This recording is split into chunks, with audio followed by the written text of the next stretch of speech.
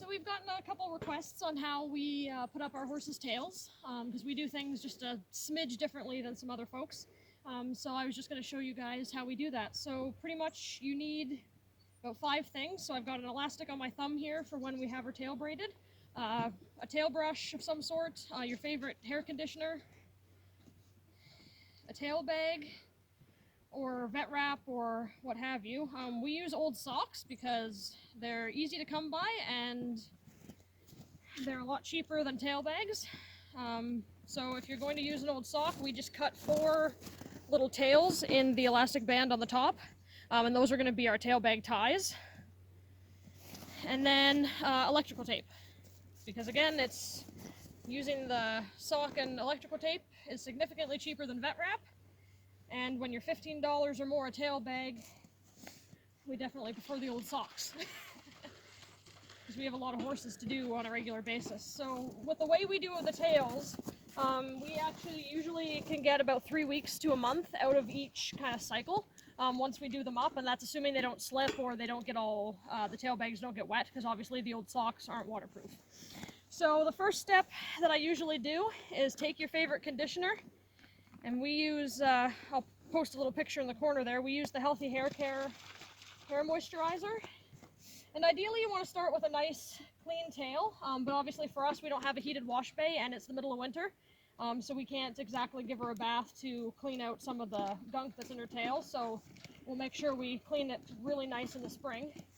But regardless, you're going to take, and I put as much of this in there as possible. You kind of want to drench as much of the hair as you can get, because you really want this to soak into as many hairs as possible, which is why I also choose to redo all the tails on a warm day, because by the time this gets drenched and you braid it, hands are going to get pretty cold. And then the nice thing about spraying this first is that by the time I go to brush it here, it's going to be nice and easy to brush. And as with any tail etiquette, always start at the bottom. You're less likely to break hairs if you kind of get rid of the knots from the bottom up. Usually when she's had her tail down for a week or so, but usually by the time we take them out, we spray them again. And so you can already see how nice that is with the conditioner in there to run your brush through. And that's why I drench the hairs. Less breakage when you brush the hair. The brush just slides right through. And the little pieces of manure that are kind of stuck on the top of her tail here are just sliding right off when I brush.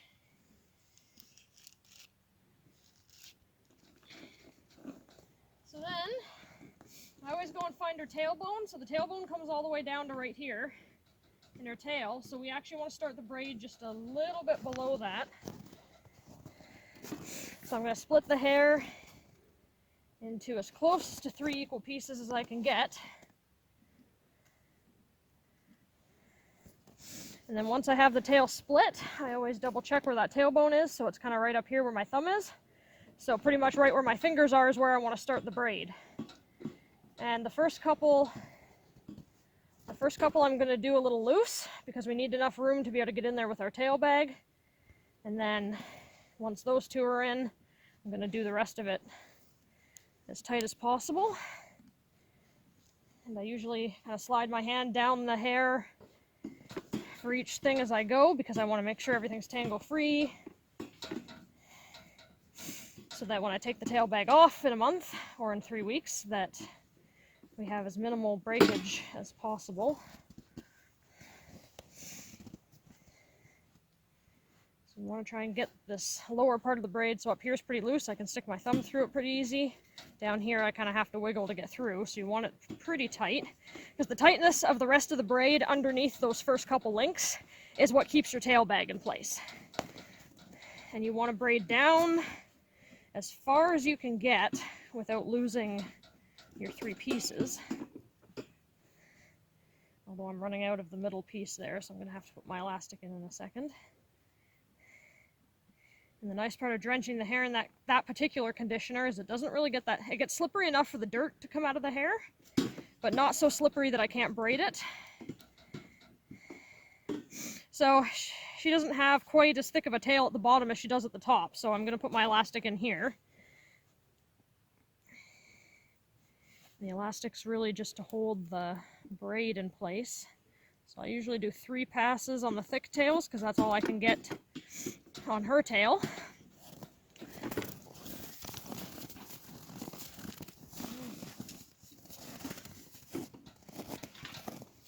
So on her, she's got these kind of lofty bits that haven't quite grown down the tail yet, so those we want to keep out of the tail bag so that they can continue to grow. So the next step is to take this lovely braid and we're going to fold it.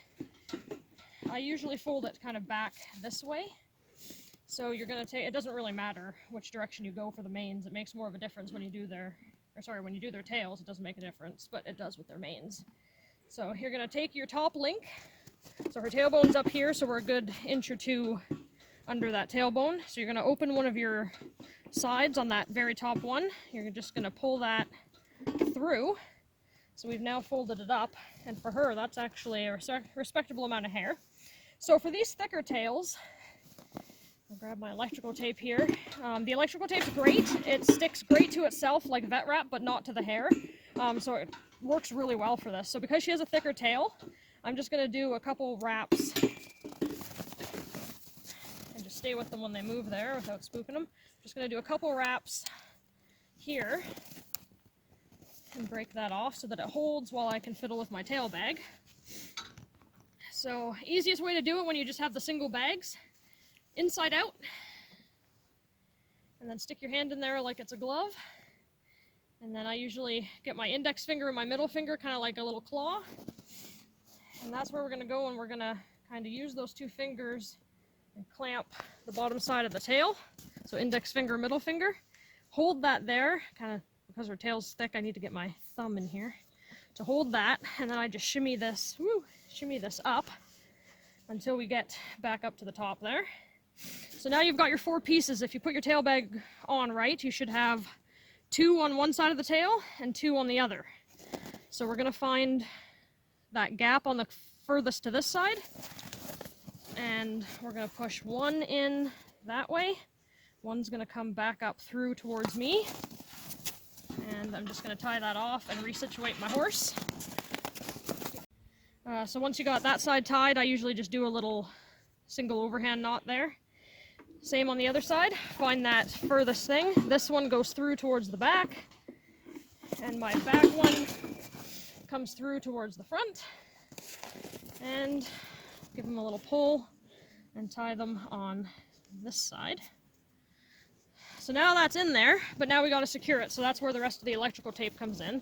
So I like to fold all my little tails on my knots down. Get my tail of my electrical tape here, and I start at the top over the knot,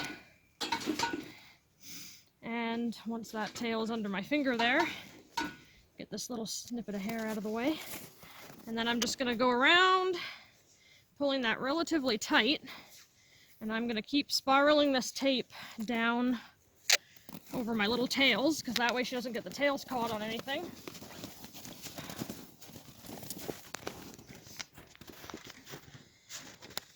And then usually I find kind of where that, so her tail, this sock's a little big for her, so her tail stops here, so we have all this extra. I'm going to fold it up behind the tail, and I'm going to put 1 final wrap of electrical tape around there, and I'm going to make sure I have this as tight as I can get it, because you don't want it getting caught on the fence since she's outside. And same thing, I'm going to do a couple spirals down, and voila! Alright, so that's pretty much that. There's really nowhere that she can get anything caught, and that electrical tape usually lasts quite a while, so assuming it doesn't slip or get really dirty if she poops all over it or pees on it, obviously I'll change it out, but these wisps will grow down as her tail grows, but the rest of the thickness and length of her tail is protected in that tail bag. And then the nice thing is, if we're schooling stops and some other stuff on some of the reiner types like mouse, she's not going to step on her tail either, so it keeps that nice length there, keeps them pretty clean over the winter.